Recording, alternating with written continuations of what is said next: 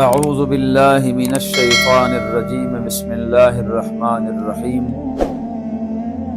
اللہم صلی علی سیدنا محمد وعلی آل سیدنا و مولانا محمد وبارک وسلم۔ احباب ذی وقار، برادران دین و ملت، رب ذوالجلال کے محبوب کریم صلی اللہ تعالی علیہ وسلم کے نام گرامی سے اپنی اولاد کا نام رکھنا نبی مکرم صلی اللہ تعالی علیہ وسلم کا فرمان مبارک ہے کہ ما ضر احدکم ان یکون فی بیتہ محمدون و محمدان، لوگو تمہارا کیا نقصان ہے کہ تمہارے گھروں میں دو محمد ہو جائے۔ مطلب یہ تھا کہ اپنے بچوں کے نام میرے نام پہ رکھا کرو۔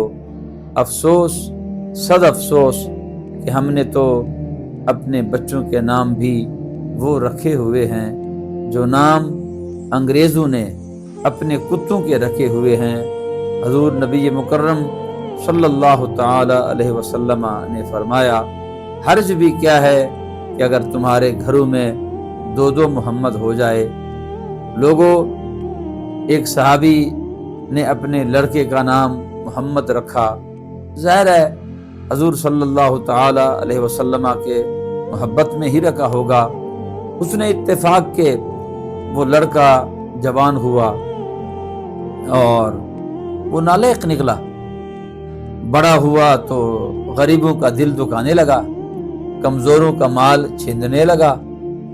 دربار فاروقی میں شکایت پہنچی کہ حضرت ایک لڑکا ہے اور نام محمد ہے، غریبوں کا دل بھی دکاتا ہے، مسکینوں کا مال بھی چھین لیتا ہے۔ تو جناب حضرت سیدنا امیر المؤمنین سیدنا فاروق اعظم رضی اللہ تعالی عنہ نے اس کو اپنے دربار میں بلوایا اور غصے میں کھڑے ہو گئے، فرط جذبات سے کھڑے ہوئے اور تلوار نکالی اور اس کے گردن پہ رکھی اور فرمایا، لڑکے کان کھول کر سن لے، یا نام بدل دیں یا اپنا کردار بدل دیں۔ میں برداشت نہیں کروں گا کہ نام میرے نبی کا رکھا ہے اور کام شیطانوں والے کرتا پھرے، مجھ سے برداشت نہیں ہوگا۔ حضرات ذی وقار، نام تو ہم سب لوگوں کے اسلامی نام ہے۔